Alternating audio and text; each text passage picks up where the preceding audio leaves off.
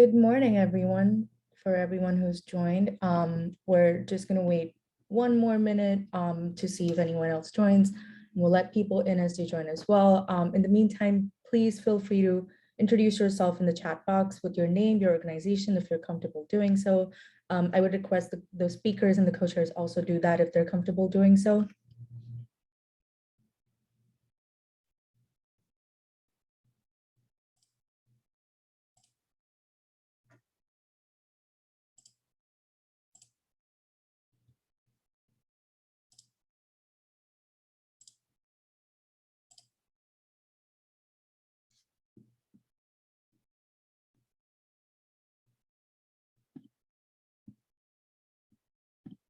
All right, and I will begin by introducing myself in SID-W and then hand it off to our co-chairs for today, as well as the speakers and moderators.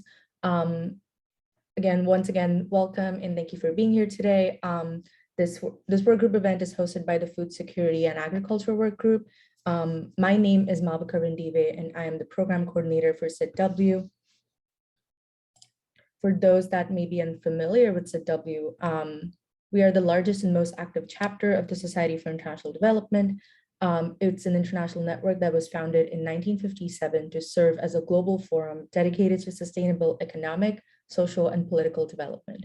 SID-Washington serves as a global town square for the international development community, bringing together people from diverse organizations, disciplines, and career stages in a neutral, independent forum to share information and discuss important issues and challenges facing our community, as we are doing today. There are 3 different ways that you can get involved with SID-Washington. You can visit us at sidw.org to see what our upcoming events are and participate in those events. You can sign up for a weekly newsletter through our website as well. And this newsletter also has events and other activities that happen at SID-Washington. And you can follow us on social media to stay in touch with all of our activities as well. We have a quick poll just to understand where our participants are joining us from. And I will launch that poll now.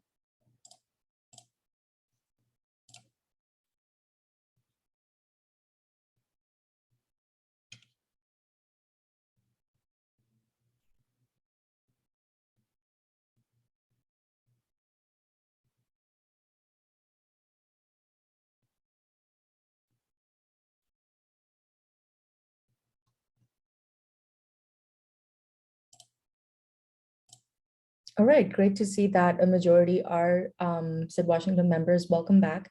For those that are joining us for the first time, welcome, and we hope that you will continue to support us. Yeah.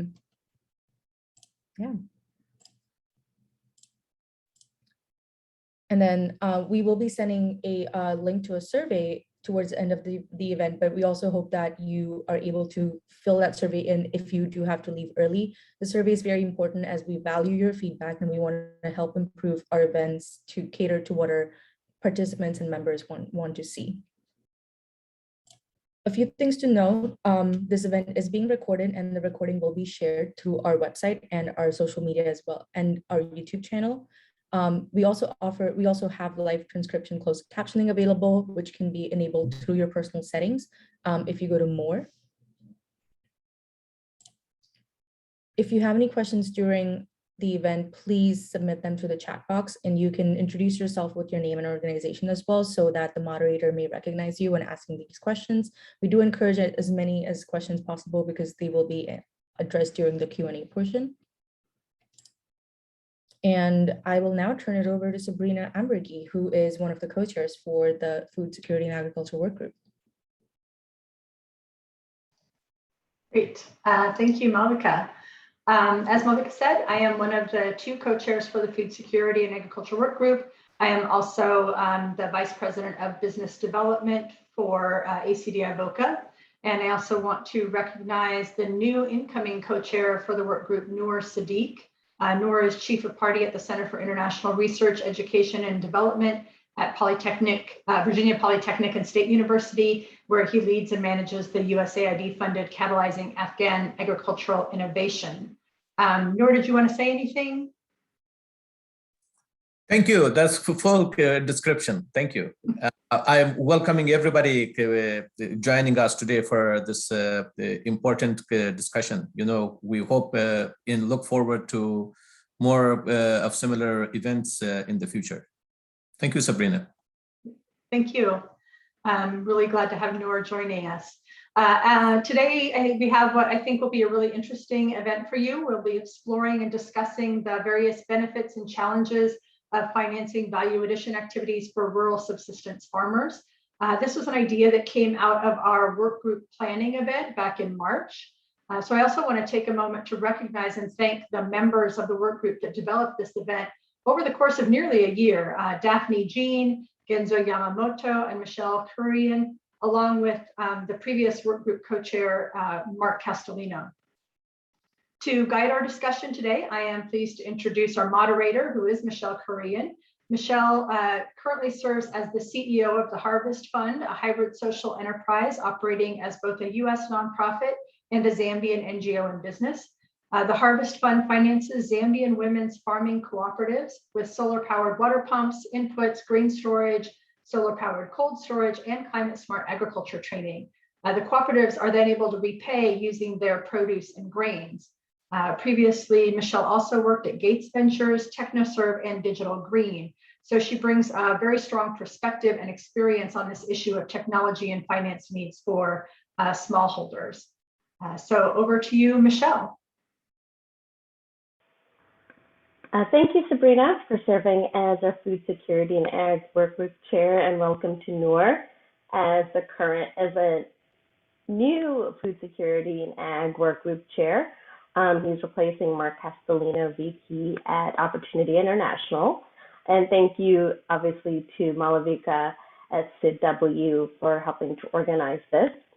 Most importantly, I want to thank each of the speakers, Tanguy Boussard, Alan Spivey, and Jody Wu, who have all joined us from other time zones. And despite their very busy schedules, travel, as well as connectivity issues, to make sure to be with us today. And as the question and topic for today is very near and dear to my heart, having worked at the nexus of technology and small-scale farming and agriculture, this topic is similarly close to their hearts, and we hope to have a very impassioned, lively discussion. And we will keep a significant amount of time open for questions. We're even willing to go beyond the hour mark for questions.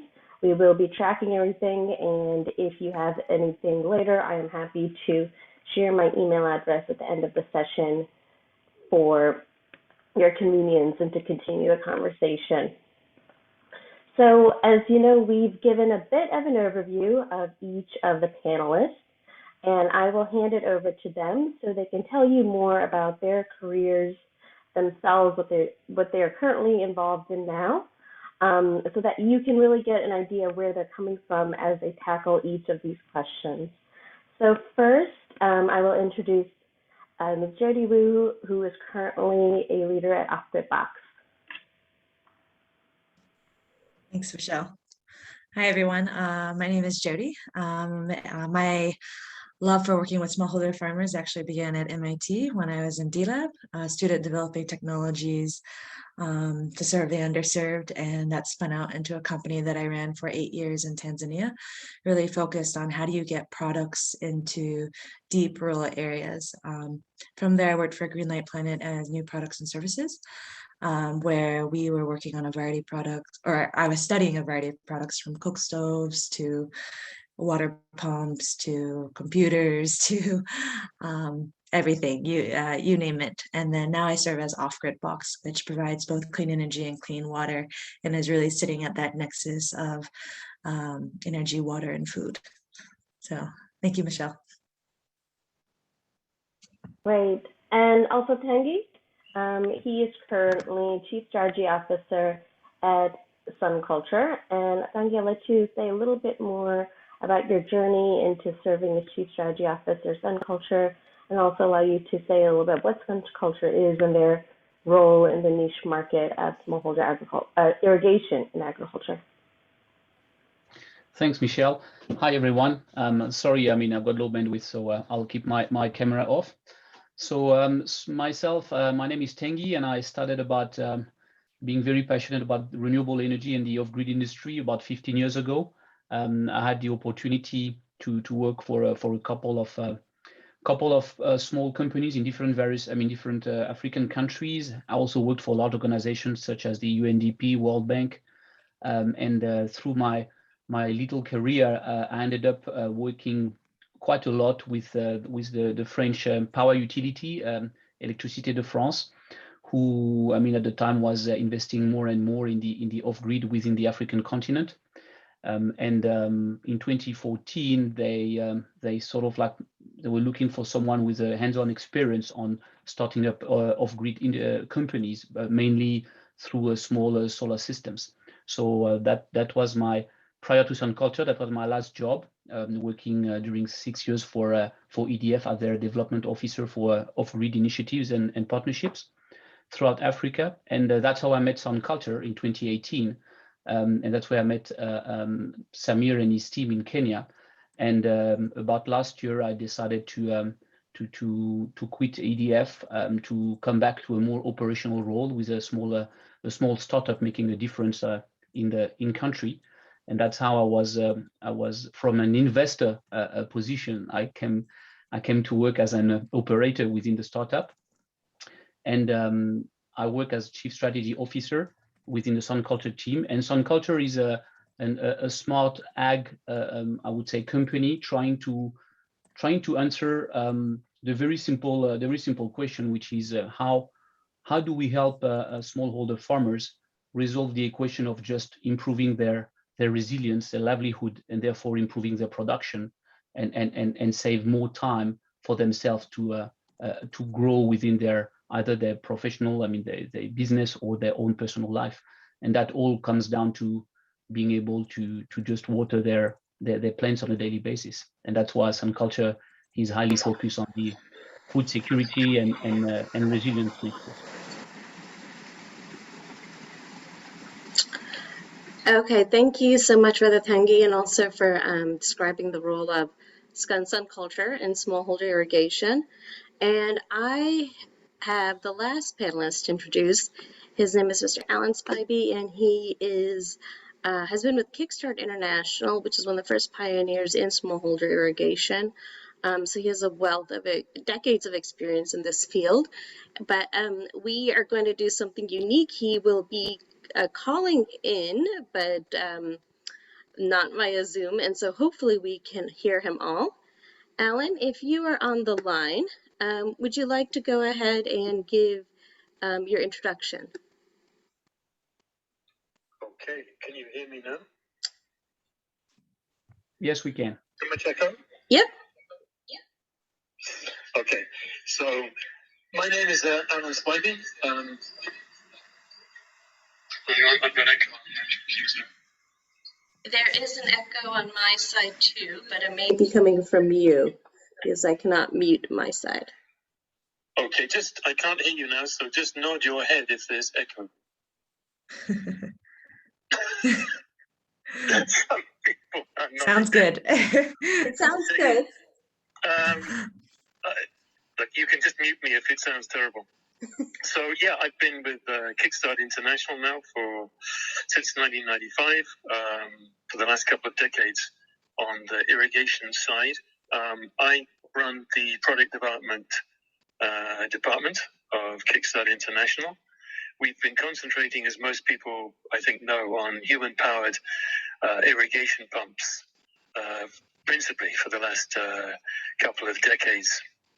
In fact, we've just come out with a new one. It's just been launched, which is intended to retail for about $50. So we're going for the really cheap end of the market.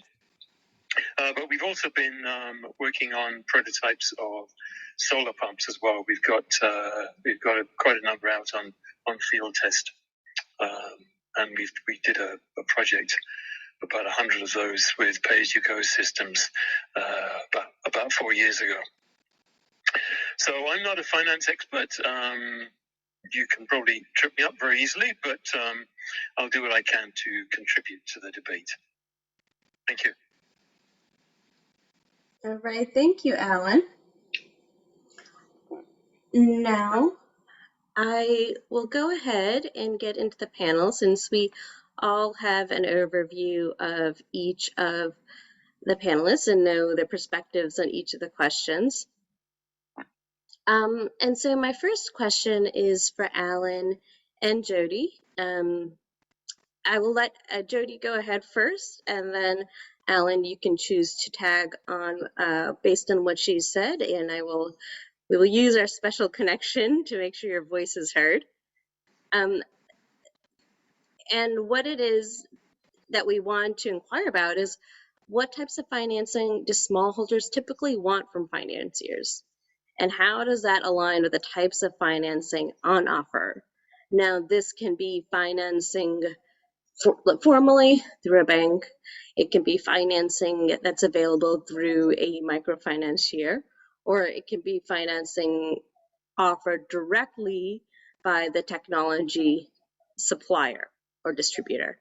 So keeping that open for Alan and Jody to answer. All right, so I guess I should give a little bit more background about how my journey began with smallholder farmers. I was actually working on this, what you'd call a post-harvesting technology, which would process maize or corn and basically help them package and store it to sell at a good price. And so my journey of meeting the challenges of finances started there, because when you look at farmers, the time they're going to have money is after they've sold their grain. And here I was introducing a technology that was basically the month when they're completely out of money and are in need of selling their grain. So we definitely found challenges in terms of dealing with that, and sort of in terms of the interventions and what seemed that farmers are asking for is, can we pay for this later? We tried to approach it from different angles, like how could we provide our technology whereby, okay, this maize sheller, which is actually a technology that was on the back of a bicycle that could go from farmer to farmer to farmer to farmer. Instead of selling that to the farmer, how do we have it provide services? So instead of having to make a big investment, it was almost like a shared investment where they could all benefit from it. So we found like being able to pay a little bit, they could save for that. But in terms of investing in an actual machinery, it was impossible to do at the time they needed. And it would take a big bulk of their income to invest it in from the beginning. Like from when they have money before they plant the next season. It'd be a long time in storage. Yeah, thank you, Jody. That is a very appropriate challenge and something that I feel like a lot of traditional financiers, especially banks, just are not willing to work around. So the flexibility of the repayment period is extremely relevant in smallholder agriculture. And now I'm going to turn it over to Alan to get his perspectives on the matter. Okay, Alan? Excuse me while I mute my machine. Can you hear me? Yep, we can hear you. I can hear you, and Jody's nodding as well. Thanks.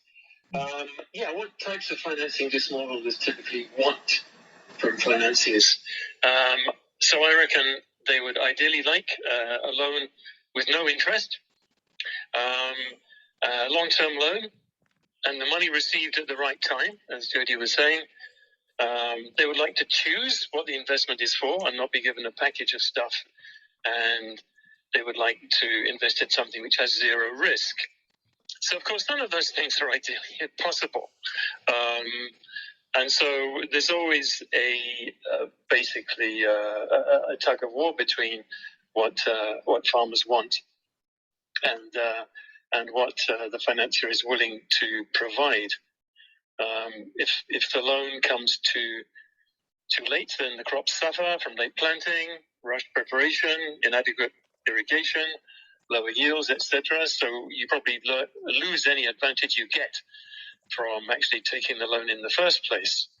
If it comes too early, then maybe you're taking the loan for a longer period while the interest is mounting up. So timing is crucial. So financiers are usually looking for collateral, and most farmers don't have it. So there are varieties of proxy for that collateral. And you can't blame the financiers often.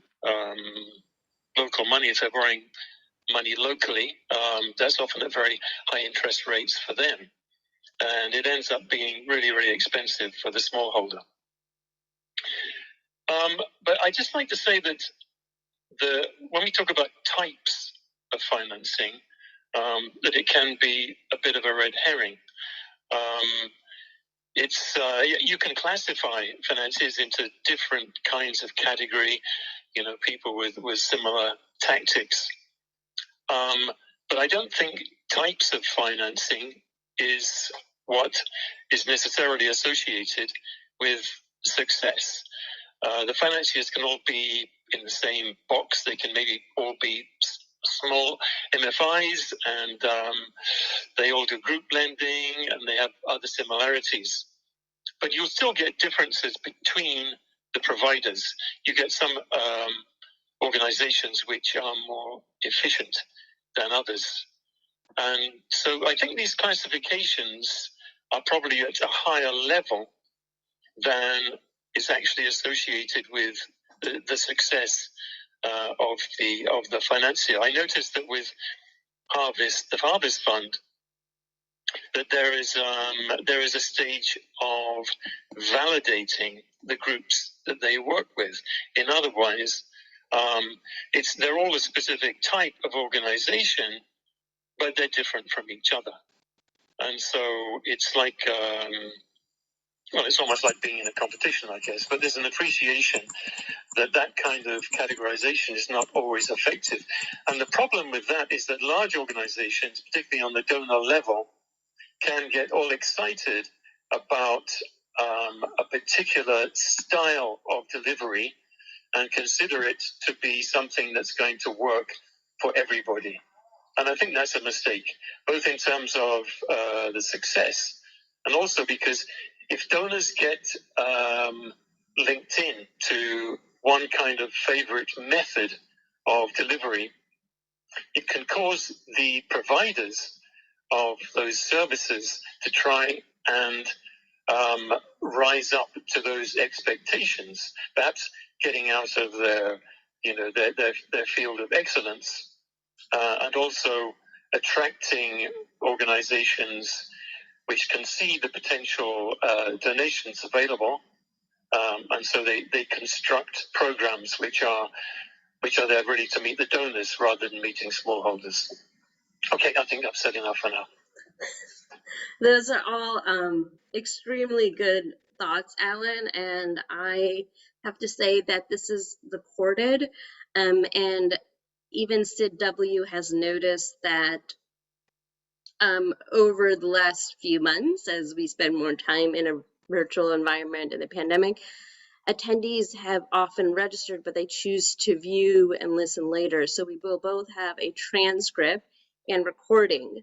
And so your thoughts will be available even later for more of the international development community to hear. So that's why I appreciate your comment. Now, I do want to comment on, or actually bring Tanguy in because Tanguy, did you want to answer this question, or did you want to move to number 2, which is even more relevant to your work at Sun Culture? No, I just wanted to just to add a little bit on what Jody and Alan has said, which I think was extremely obviously relevant. I would have gone at least on our side as Sun Culture compared maybe to Kickstarter, where we do deliver more of the higher end in terms of technology, so way more expensive than just manual systems, and therefore we are facing the challenge of actually trying to sell a quite of an expensive product. And in terms of what Alan has said, where the method of delivery is critical for donors and financiers to recognize basically what system and processes you have put in place and how your customers have have sort of like adapted to it and how you have adapted to your customer, obviously the way the money must come to them is somehow sometimes imposed on you as the service provider, and it indeed forces you to enter into a new type of business relationship with your customers, which is a challenge. And the second one is, I agree with Jody, the seasonality is key. We're dealing with smallholder farmers, which needs to be able sometimes to pay. They have the capacity to pay a lot, and sometimes during a couple of months, they have absolutely no capacity at all to pay anything. And our financing system, I mean, as a whole, the banking systems, the MFI systems are always based on, because when we provide lease, for example, are based on recurrent payment, which has to be, flattened over a period of time, and you cannot. The system doesn't accept yet for someone not to pay for 4 months as long, and then pay double over 2 months and so forth. So there is a need to develop flexibility when it comes to address this type of customers, and I will just conclude as well that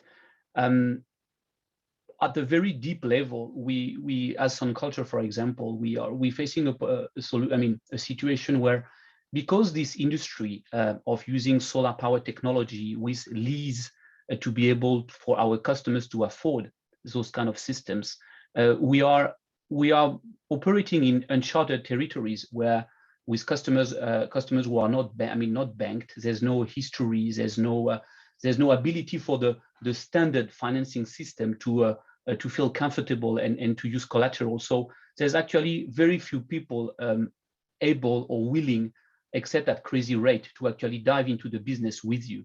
And therefore you have to become, which was the case of Sun Culture, I mean, it is the case of Sun Culture, we had to become the own financier to our customers, which is not our obviously our core business and our core job. And we probably professionals will probably do better than we do, but we had to dive in because there was nobody to work alongside us. So I think even the industry, how the industry is recognized as a true industry, like many others, when it comes to smallholder farmers selling chemicals and seeds and supporting them, that's well and good and well-oiled machine. Where when it comes now to finance tech for those people, there's very few financing institutions coming along. Yeah, Tanguy, I think you make an excellent point, and that's why I think financing in smallholder technology, particularly in sub-Saharan Africa, it goes hand in hand together. Jody could not distribute or manufacture these devices, nor could Alan, without thinking about how they would finance it, because it's not as easy to just find a loan provider and say, okay, you'll just go through a loan provider and pay it. You have to think about it, about financing, especially when you get to that market, Tanguy, that you mentioned. So we are going to step away a little bit from the financing talk, but all of you provided really good thoughts. We are going to now get into gaps in smallholder ag farming and the technologies that you or your company has developed. Alan, if you're okay with this, I think I'll start with you, because I feel like you've seen the evolution over a few decades, and you could speak more about the gaps versus what might have been there about 20 years ago to 10 years ago to 5 years ago, because even after working in this space for the last 10 years, I can see the evolution, and I'm very curious to hear about yours. So, I think you can hear me now, and I've activated our communication channel. Oh, sorry, you're talking. I can see you're talking. I have to mute. Okay. Yeah. Yes. Well, I think, there has been a change, fortunately, but for most of the time, the big gap that we see is, interest in smallholder irrigation. And that's the biggest gap. It still seems like the biggest gap, even though it's one that we spotted over 20 years ago. And that is because for growing stuff, the one thing that it really does need above everything else is water. And the biggest damage that is done to the commercial model of the smallholder is that the seasons are such that it causes farmers to grow and harvest in a cyclic manner, such that all of their crops come on the market at the same time. So irrigation helps with that. It helps to spread out when the crops are ready. That means you need to have less storage. It means food is fresher. It means prices are higher. It means that you can mitigate against vagaries of the weather, which of course are increasing. And it also means that you can grow higher value crops, which are more sensitive to the variation in water supply, and therefore earn more money out of the same piece of land. So I mean, there has been more interest over recent years about smallholder irrigation, and now there are a number of actors in the market trying to address that problem. But it is a very, very big problem. So I don't see that there's any need to relax and say, okay, now there's sufficient provision. And the business models and the technologies which are around the emerging solar pump provision are, they're varied, but I think they're way off finding an ideal solution for a lot of people. So that's the biggest gap that I would highlight. Thank you, Alan. Now, Jody, would you like to take the question as well, or Tanguy? Yeah, I'd love to jump in. I don't know, Tanguy, if you want to go before me, since you've been the last one to go every time. Please, ladies first. Yeah, so I think one thing that, I think when we look at the sector of like water is going to solve a lot of the problems of farmers, I think the other aspect that has to be identified is the climate change, actually. The seasons are changing. Farmers don't even know when to plant. The rains are coming when they're not expected. And so what irrigation enables is takes away that risk. And when you think about smallholder farmers as clients, they are the most risk averse of all. When you do the business models around what is the food that can be grown from pumps, or what is the profit that can come from 1 season, 2 seasons, 3 seasons, it doesn't usually consider what is the other knowledge that has to be in there, the timing of the fertilizers, what happens if pests come in. So it's not just the financing alone that's going to help them. It has to be this whole ecosystem, because at the end of the day as well, you can give them all these skills, but if no one's going to buy the crop, no matter when it's grown, then it's then this whole, I guess, dive into new crops was a huge loss for everyone. So it's when designing things, maybe this goes to actually answering a little bit of Sabrina's question in the comments, is that someone needs to be there to guarantee the farmer, if they do this, they're going to get paid for it, and who's ready to take on that risk and that burden. So those are my thoughts. Go ahead, Tanguy. Thanks, Jody. So yeah, I won't add too much on what have been said, because I think we are all here for the same. For the same reason when it comes to belief that irrigation, bringing water I would say efficiently to the plants is what's going to change. The life of smallholder farmers who are averse to all the risk Jody has listed, and basically that's the key to improve productivity for them, and improve revenues, and therefore be more resilient. I think the gap I would try to highlight here is just it's the scale. It's the scale that over the past decades, and I think there's more and more report coming out of it. We can hear and we know the billions and billions which have been poured into the broader agriculture domain to support food production and all that. And it's most of, if not nearly everything went so far, always been to larger farming organization, large companies to support and so forth, whereby I think today the scale, as Jody highlighted, today the scale is important, is the most vulnerable and those who are going to suffer the most of all the climate change are smallholder farmers. And they are, I mean, 90% of the farming community. Today, the technology allows us to really to be able to bring a small off-grid solution to every smallholder farmer, and the tech has, I mean, cost has gone down enough to be able to do that. But that's all we have today, and we need and Jody used the right word, which, I mean, we love to use within Southern culture, which is we need to here to bring the money to these people to develop the whole ecosystem, because giving a pump to every single farmer, I mean, will change things drastically, fair enough, but I mean, the whole chain is broken at the moment, and we need to concentrate our effort on this scale of people, both in terms of bringing them the tech, but bringing them the whole ecosystem to sell their product at the right time, at the right place, to store it and so forth, to shift the market, the whole market value chain towards these smallholder farmers, rather than just large scale systems.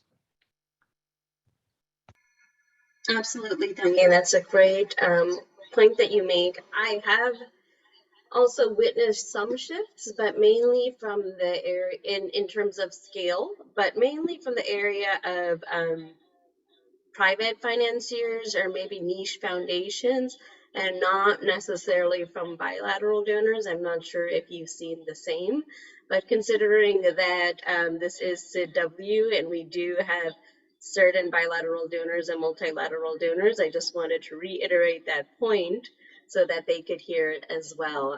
I think sometimes deeper impact may be better than large scale impact, where it's a little bit more difficult to implement some of these solutions. Additionally, I want to transition to another point, and we've obviously looked at all the challenges.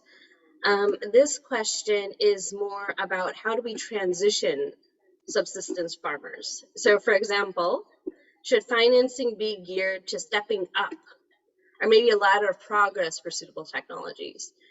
You might, for example, you might start with a more inexpensive pump, like the Kickstart moneymaker, and then next year low-cost solar pump, and then maybe even next year, I would say not even next year, but the following 2-3 seasons, maybe a complex solar irrigation system that combines the maybe drip and the pump. Now, I feel that, Tanguy, you could probably talk about the feasibility of that, or Alan. So I'd like, Alan, are you ready to answer that question? Yeah, sure. Yes, obviously, I think that's a good idea. And the principle is, like I said earlier, that we're just coming out with a $50 pump, and that's like retail level, includes the hoses and everything. So the idea is that for $50, you can take this package and you can start irrigating. It's a manual pump, but it's reasonably efficient, and it allows you to irrigate more than you would have done otherwise. So the idea is that without actually having to access any financing at all, you can start irrigating. You can grow higher value crops, and in a season, maybe 2 seasons, you can make enough surplus profit to invest in the next stage up, which might be one of the lower end solar pumps, and then you start saving on labor, and you basically make an increasing investment at each stage, and so you're actually growing rather than subsisting. So that's one alternative to getting a large loan, which you find difficult to pay off because the monthly repayments are high. And incidentally, in our our project, our trial of pay-as-you-go systems that we did a few years back, we trialed different kinds of payback mechanisms Some were to do with regular weekly payments. Some were to do with how much you use the pump. And it was shown that where you had the payments related to how much you used the pump, which on the surface seems quite fair, it was actually more difficult for people to make that commitment to repaying. And the repaying through that channel was slower compared to the systems where you had to pay a specific amount per week. We thought that it was a motivational thing. If you've got your pump there in the field and you think, do I really want to commit myself to spending more money today? And the tendency is to say, no, I'm going to save, I'm not going to use it. So if you're using your pump less, perhaps you're actually threatening your crops a little bit more. And you don't come out with as good a harvest as if your pump was available, every day of the week. Yeah. Okay. Okay. Thanks, Alan. Thank you. Would you also want to chime in? You can feel free to say no, but I'm curious to get your perspective on whether you've seen farmers or maybe, through anecdotes from your colleagues about where you think maybe they might have benefited more with starting with a more manual pump rather than going right into the more expensive technology, or maybe some of that has guided the strategy for the future. Yeah, thanks. So what I would say, it's a bit of a tricky question in a sense that most of our customers, first of all, indeed, some culture, like I think many organizations providing solutions and services for irrigation, we don't provide access to water. Our customers are people who are already using water, either with a bucket or a manual pump, and we sort of like, we position ourselves as the next step, where just by pressing a button, now the customer do water his through sprinklers or drip irrigation. His plants and all that. So it's about freeing her or him his whole day and with an efficient watering system. So I would say most of people are claim to be, when we do surveys, if they are happy customers with the service or not. They always first answer is to be so happy to have been away from manual, regardless of the system, but basically from a physical interaction of watering, which is always tiring and use a lot of time. Where pressing a button powered by the sun makes their life completely different. So we always we never had anybody sort of complaining about not having an offer as a, let's say, manual offer. However, the price point, to Alan's point earlier on, obviously the price point is the key barrier for most customers. The lower the price, the more customer you can serve. And I think, linking to the first question, it's something which we haven't discussed, but one of the very first, there's need of finances to support the system, the global system, at different levels. There's never only one level. It's both at the customer level, the provider level. But one thing that today most financiers, investors, customers, the whole industry is looking for is modularity. All of them want to start at the low end of the ladder you can offer. We always talk about the energy ladder, but it's also true in terms of irrigation ladder and system ladder. People want to start with a small system they can afford, and obviously, as soon as you irrigate your crops on a daily basis, the yield at the end of the season is double compared to you using rain-fed irrigation or manual. Therefore, which means, as simple as that, that's the beauty of the ag, the agriculture. It means double revenue. So after a year, 90% of our customers are happy, to have seen that indeed they have increased their revenue, and therefore already asking, okay, what once I would have been through a couple of seasons and stored some cash because I've repaid my system in a year. What have you got in store for next? So today, from the customer to our investors, people are always very eager to see that you have a product roadmap, starting from the low end to a higher end. There, nobody is content with just a single a single product. They want your product, your R&D, to develop modular systems in order to answer as many, as I say, as many demand, both from the customers, and I just, sorry to insist on it, but it's also key because it has a cost for providers, at least like Sun Culture, is that we need, as I say, we are building the industry in terms of both lenders, bilateral, or even local banks. They need data. They want data to make sure that, to learn from you, to learn from your customer base, to learn from even the government. I mean, if you try to enter into PPA, and to have data, it means you need to have now, device able to monitor data, to send it back. So now it becomes like really a growing and evolving techno system.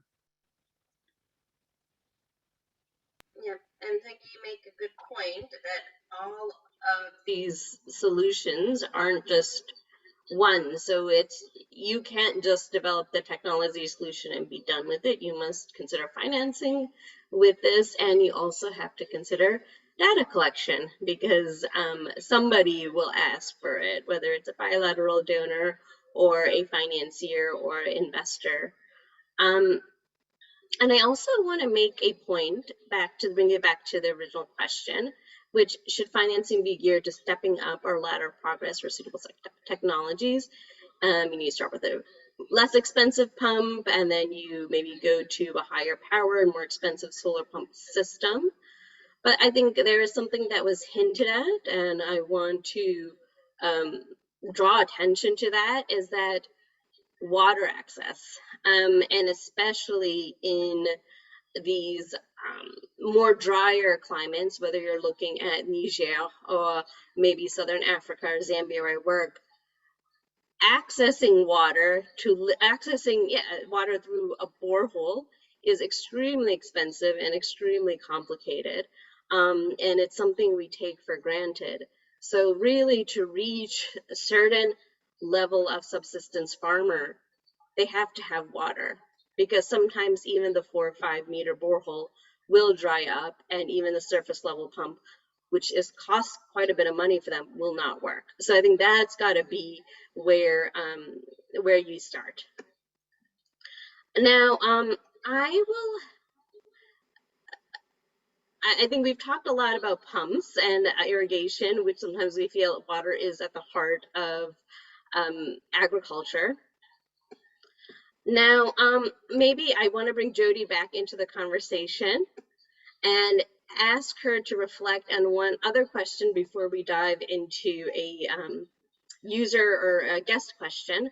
But I think, Jody, when you started our GCS, and then now you're at Off-Grid Box, I want you to think about the monthly repayment and what is adequate or too high. Where did you start, and was there anything that really worked as monthly payment, or just maybe a lump sum repayment at the end of harvest? Yeah, so if I go back to my original days doing these bicycle shelters, we actually didn't do any kind of financing, and the financing was I think it's interesting because we use this term at Off-Grid Box a lot, which is pay as you go, which basically means pay as you need. So if you need to shell your maize, you can pay for the service. So instead of needing to invest for all the technology, you can actually get the service. So the same thing goes even with Off-Grid Box. We've been providing clean drinking water. And instead of needing to pay for that pump and all of that's there, people are just buying water when they need the water. Of course, it doesn't work for irrigation, as Alan has already highlighted, because that thought process of just spending that money is if I think we've seen it in solar as well. It's, we talk about the impact of solar and lighting, and people some days they will sit in the dark, and we don't talk about that as an industry. And so because they can't afford it. And so I think that's the risk that comes with water, is that you need to provide water whenever people need it, regardless if they're not paying. Otherwise, they have nothing at the end of the growing season. So I think in terms of monthly repayments, as I've seen it across all products, you will see it based on seasonality. People will buy products, and I'm talking about products in general, not just agricultural products, but people buy products when they have money. And so our experience was, and I actually didn't do any, like the new hot thing is everyone pays on a month for a large asset investment, since I guess it's not new, it's now like 5 years old, I would say. And previously we actually, traditional sales, we would go sell the products when we knew the trucks were going out to buy the grain. So you could basically sell a solar light that day. Farmers would have that money in their pocket and you would sell it that day. And so it was really about the company adjusting to what the farmer was able to do. And so I wish I had more experience in the financing itself, but when you look at the industry and you look at technology adoption, the big thing that tips everything over is when you can do that financing little by little, with solar lights, with solar home systems. But also, I think this is also why Sun Culture has been really effective in scaling, is because they're doing that financing and having that add-on of, homes just don't want water. They also might want to use that energy for TV. There's a lot of these priceless things that people are ready to pay for. And it's one of those big questions that we always struggle to answer, of like, it's easy to say how a solar light can help a farmer, how a solar light can save money on kerosene. It's easy to see how a pump can save money on, or can generate income for farmers, but it's not clear how a TV generates it. So it's really about, how do you find that product that people want? And what I've seen time and time again is if a customer wants it, they'll find a way to pay. It doesn't matter if it's on what scheme it is, they'll find a way to pay, because they have informal ways of borrowing money within their village. And in certain countries, it's already ingrained in their culture. So I guess I bring that caveat into around the world, the people finance themselves differently. Yeah, and I think, Jody, you make a good point. They will find a way to pay, but they'll find a way to pay for what they want and what they need. So, for example, you brought the TV, yet sometimes when we're sitting in international development circles, we forget to think about how valuable the TV is. And I want to bring up a point to tie in the first question about what types of financing does the smallholders typically want from financiers. Alan brought up the point of collateral. If their only collateral is that TV in their straw-thatched hut, they've seen their neighbor have their TV taken away by the one microfinancier they know, they're not going to want to go to that financier, because they're like, oh my God, that person will take away my TV because it's collateral and I love my TV so much. So we have to think about also the culture that I think microfinance is perpetuating, which is can sometimes be damaging in some regions. And I think sometimes we fail to recognize that cultural aspect, or just basic human desires and needs, aside from water and light. All right, Alan, I will hand it over to you to answer this question about define what a monthly repayment is, which is too high. I like Jody's answers, like sometimes there just isn't a minimum monthly repayment. So I will go ahead and activate our communication channel. Something about access to water first? Oh, sure, of course. Yeah, the point I made a few minutes ago. Yeah, just to say that, yeah, it is certainly it's a problem for a lot of people. But the approach that we're taking really is to try and reach the low-hanging fruit, if you like, first. And then as we understand the market more, particularly with solar pumps, we can expand into other areas. But from what I've seen, the water catchments, and I think we're principally talking about water catchments as a means to mitigate dry seasons and access to water. They're either it's either organizations that have been set up specifically to do that, and they get donor money, and they do a lot of organization of local people. Perhaps there's group digging of water catchments, but the cost is usually subsidized by that organization, and it's very difficult to get a commercial model around building water catchments because they are very expensive. You're shifting a lot of soil in order to store a lot of water.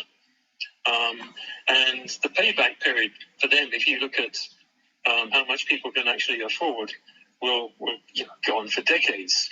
Another thing I've seen is that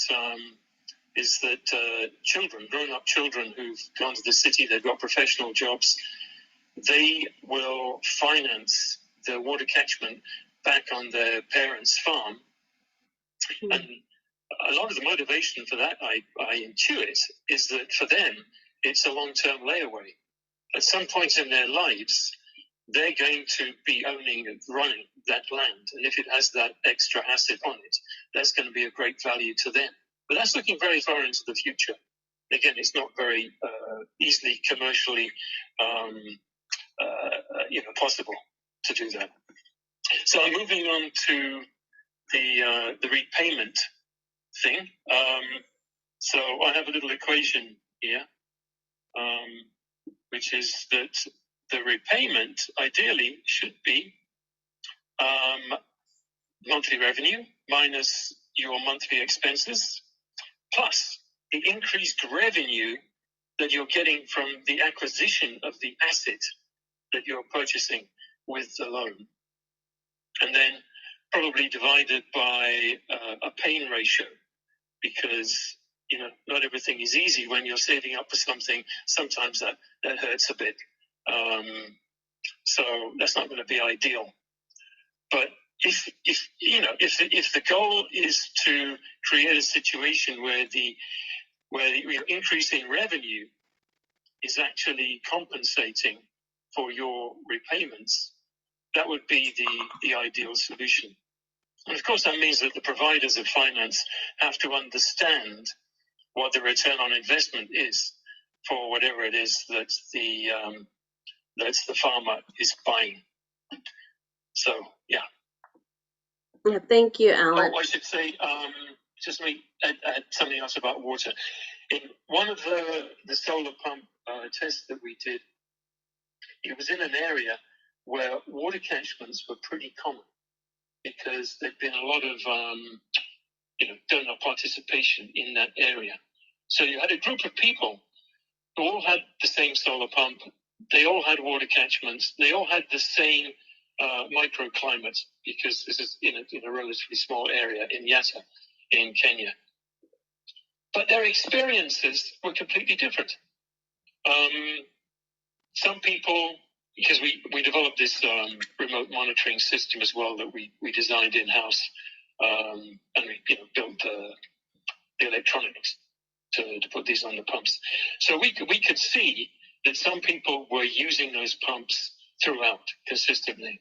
Others did not get started. Others had a very sort of patchy beginning.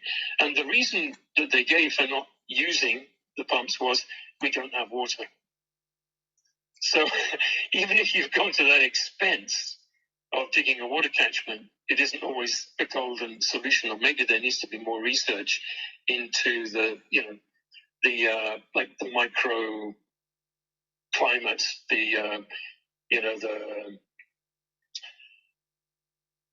what's the word I'm looking for? The difference in the water table in the land surface, so that you can see where the water is collecting. Okay, I'll shut up. Okay, Ellen, thanks for that. I'm going to hand the next questions over to our guest, and if they're not too shy to go off mute, I will allow either Sabrina or Mark to ask their question. It is rather long, so I'm going to ask each of our panelists, Alan, Jody, and Tangi, to listen in carefully. So either Mark or Sabrina, would you like to ask your question?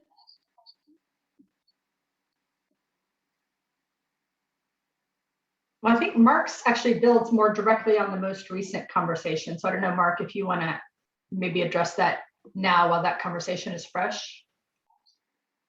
Yeah, absolutely. I'm not sure how good my audio is, but my question really built on Alan's last comment around that return on investment for the technology. So essentially, the technologies that I think all the panelists have described are production or productivity enhancing. And so presumably they are leading to increased revenues for the smallholder farmer. And I was interested in hearing if any of the panelists had experience of working with financiers to build a financial product on the basis of that increased revenue, which would essentially make the case to a financier that if a smallholder farmer invests in that technology, their increased income would be sufficient to allow them to repay their loan. So interested in hearing from any of the panelists on that.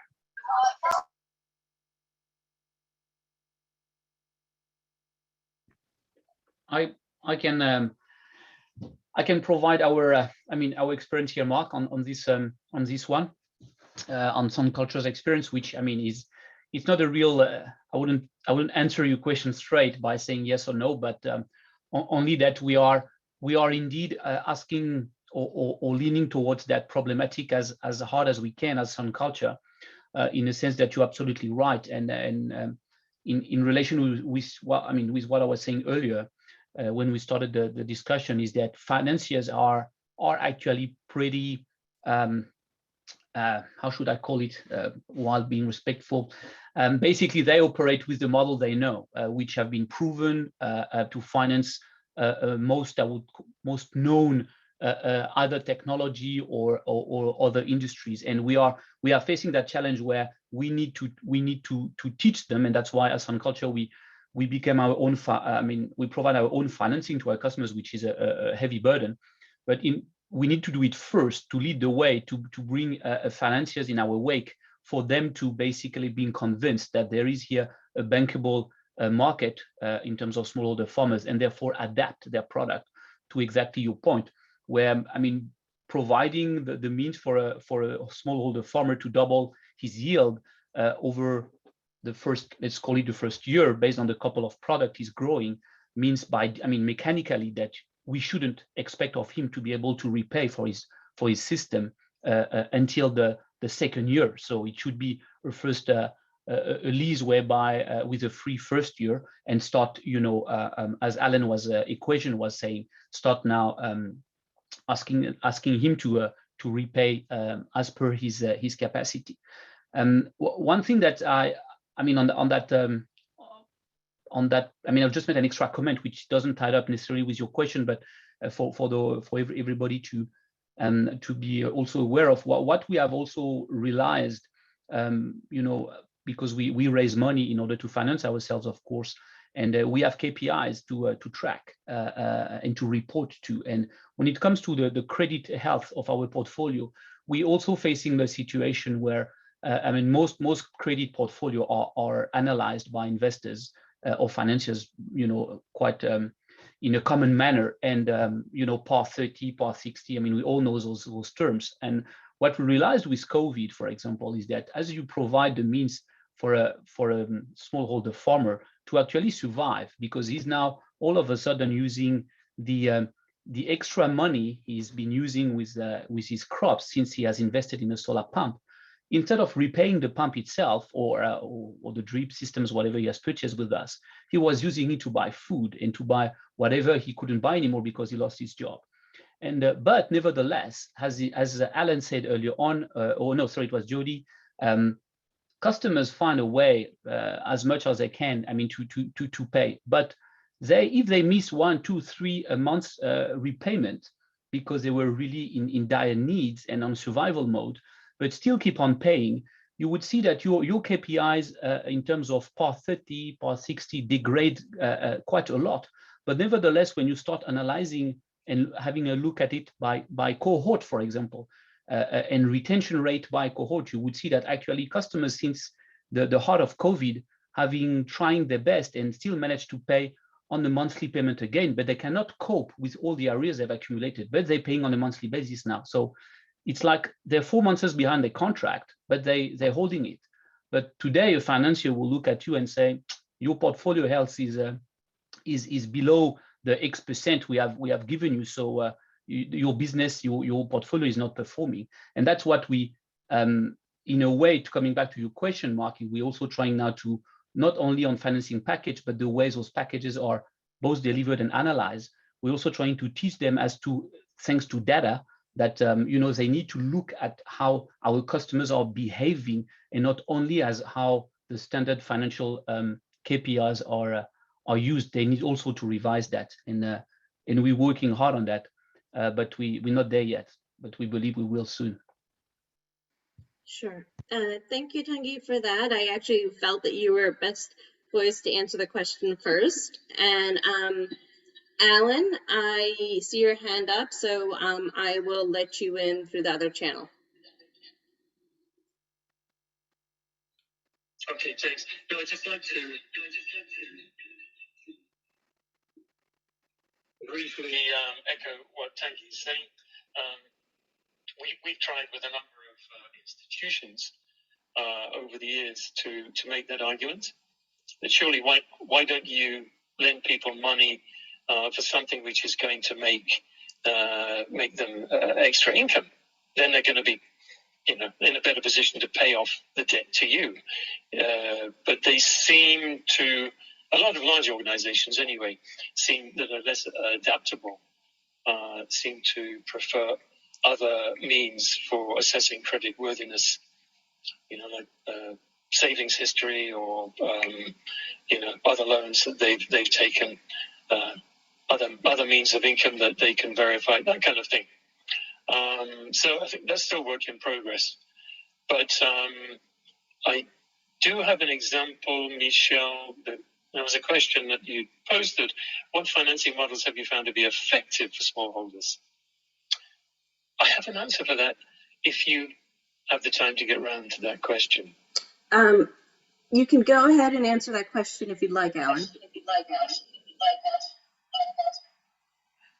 Okay, no, it's just that, we tried various things over the years. We did mobile layaway from like 2010. We did this pay-as-you-go system with solar that I've spoken of. But there's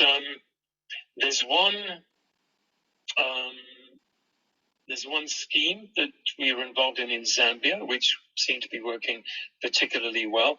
Am I allowed to mention the name of the organization? I think it would be fine. I'm also biased because I would want to know, having worked there. It was with Vision Fund, and through that scheme, I think we sold about 800 pumps. These were manual pumps, but the key aspect of that scheme was that it was group lending. There was no collateral. Interestingly, they did not insist on people having an already formed group, which I've read elsewhere is something that's highly recommended. But there's the groups have to go through a formal process. They have to have 3 officers, and basically then the person who wants the loan puts in an application for the purchase of a particular asset that they want. And what Vision Fund does is they go and negotiate with the supplier, try and get a good price, and then they give the client a voucher. So there's no cash involved, but the client has the ability to decide what it is that they want to invest in. So whether it's another bit of land, or it's a pump, or seeds and fertilizers, or whatever, it's their decision. And then the money is collected over time, but there's a 3-month grace period. So if you get that loan at the beginning of the planting season, then at your most vulnerable point, you're not having to pay back money.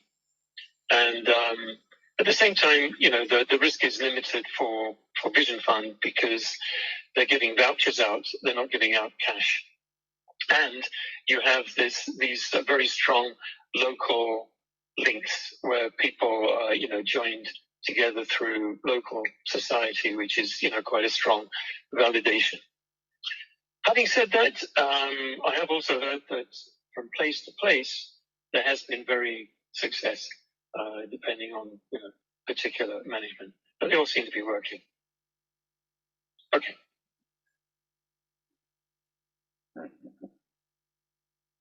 Okay, Alan, and thanks for your thoughts on that. And to add something, actually based on what Tanguy has said, is that about the portfolio, and then maybe a customer or a set of customers who have missed about 4 months of payment, and to a typical investor financier, that would look like a not positively performing portfolio.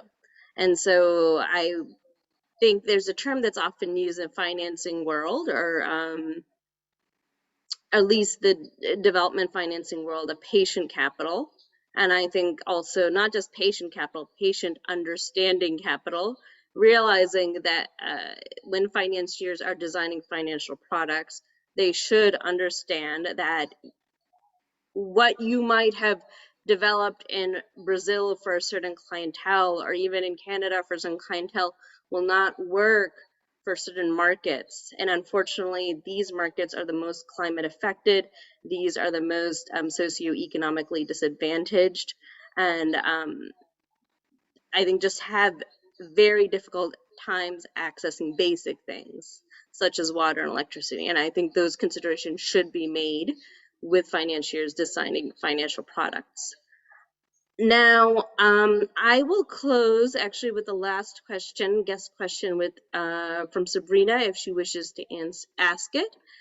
And after that, we can hand it over to Malavika, our SID-W, to close the session. Thanks, Michelle. So this was a question that came up for me relatively early on. I think it was even the answer to the answer to your first question. But following on, but I think the theme kind of continued through about development projects and what they support compared to what's either needed or effective. And so my specific question was, development projects often tend to focus their finance and the promotion and adoption of improved technologies at the farmer organization or association level, or at the farmer enterprise level. And while I do believe that there are a lot of advantages to farmer organizations, and that may be particularly necessary when you're talking about higher cost or higher capacity equipment and technologies, in a lot of cases, it's also really largely for the convenience of the project and the financier to work through groups as opposed to through individual subsistence farmers. But I'm curious what your experience says has been more effective, that financing at the enterprise or group level, or financing at the individual farm level for this kind of value addition and technology investments that we've been talking about.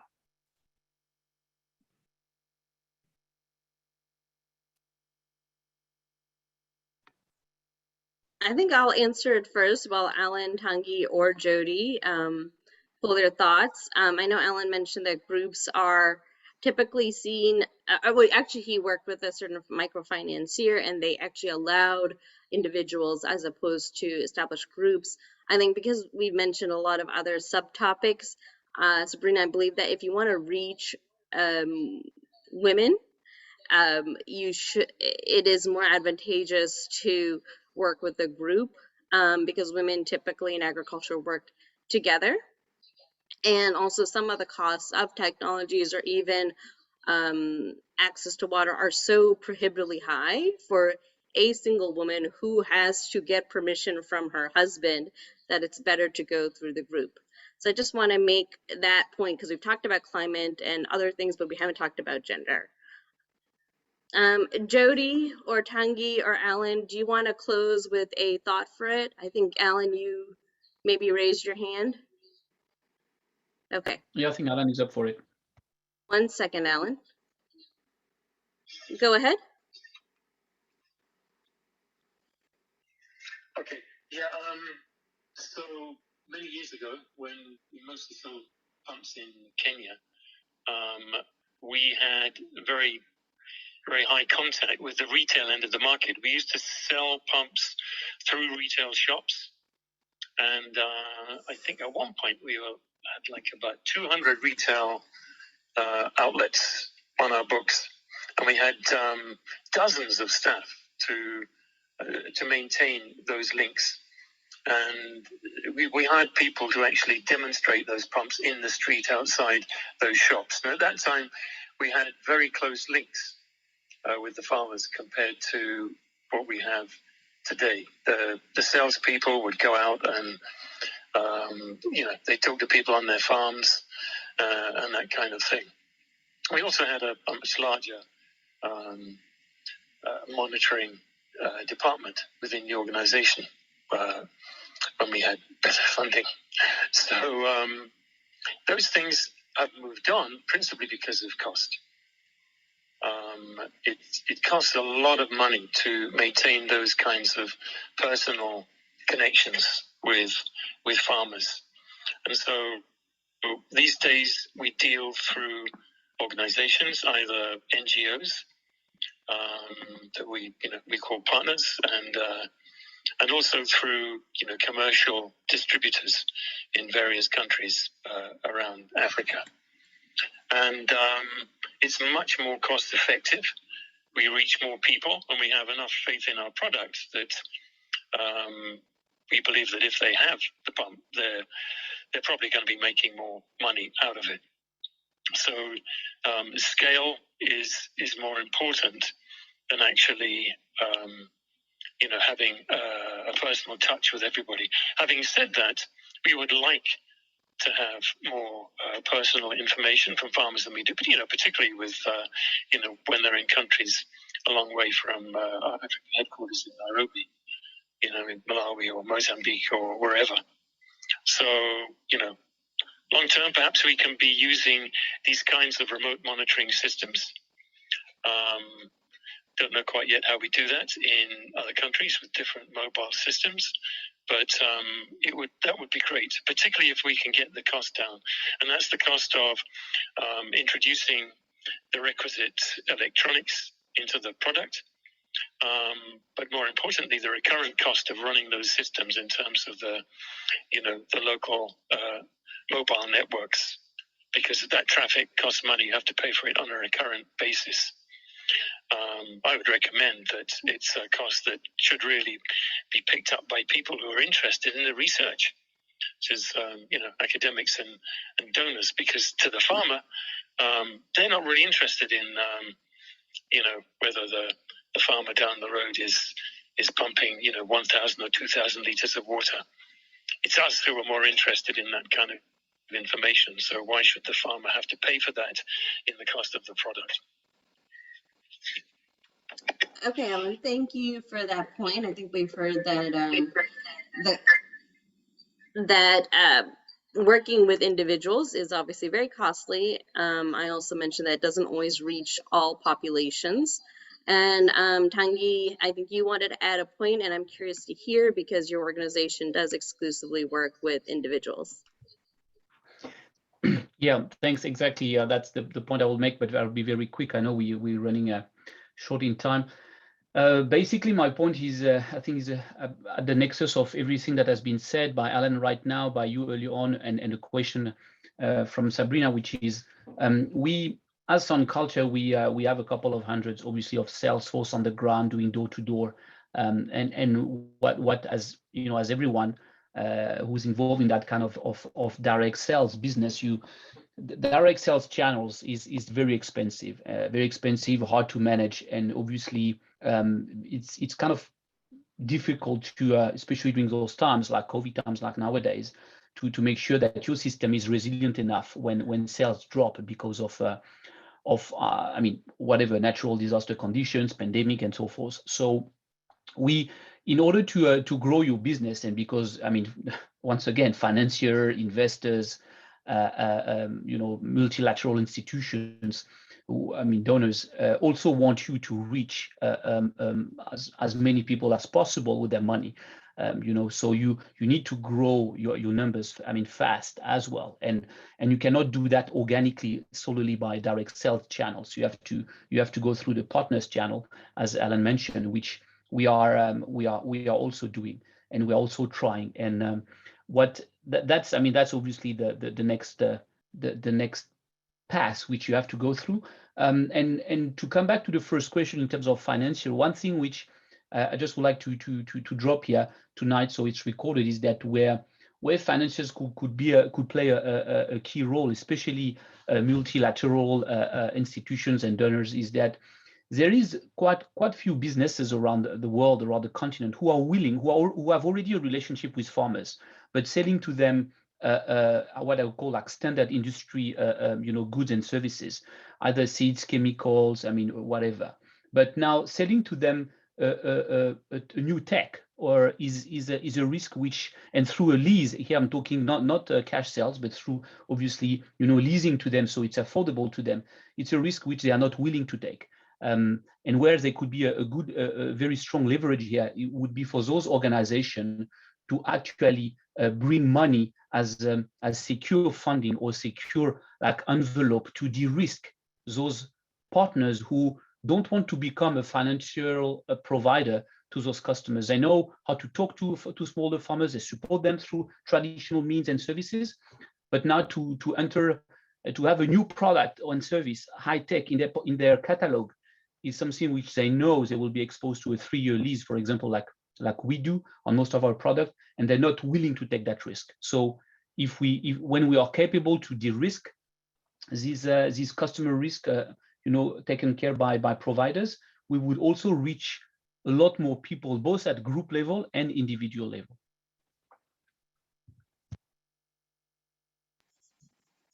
Alan, I see your hand up again. Did you want to follow up before I hand it over to Sabrina to close? Yeah. Okay. Yeah. So just like to say that we've got a project coming up. It's not implemented yet, but it's called Rent to Try and Buy. It's referring to what Tanguy was saying about people taking the risk, and what it involves is having local agents who actually own a number of these particular pumps. This is about manual pumps, but maybe it could be applied also to solar pumps. And what happens is that person rents out the technology to farmers, so they have an opportunity to try the product out before they buy it. And so the local agent makes some rent money on renting out these pumps, and at the end of a couple of seasons, then the farmer has an opportunity to assess what the impact has been, and actually buy one of these pumps, having had the the use of it to some extent de-risked through use. Yeah. Okay, Alan, thank you for that final point.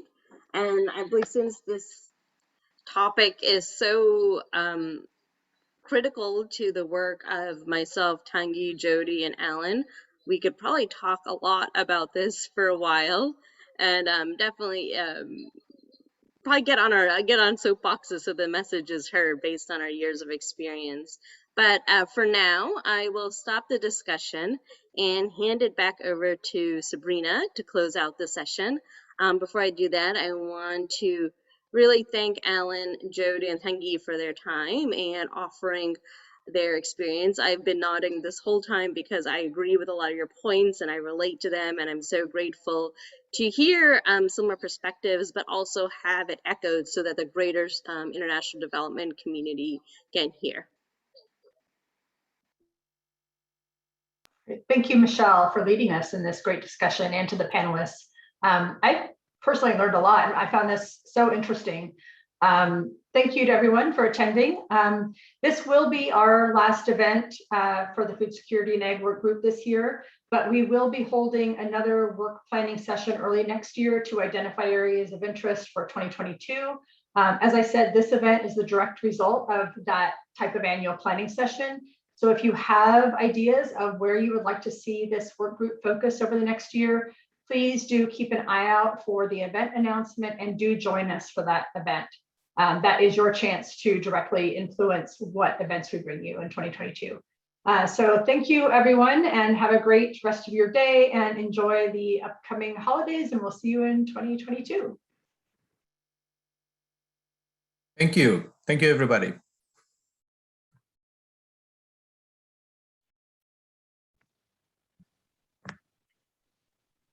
Thanks to all of you.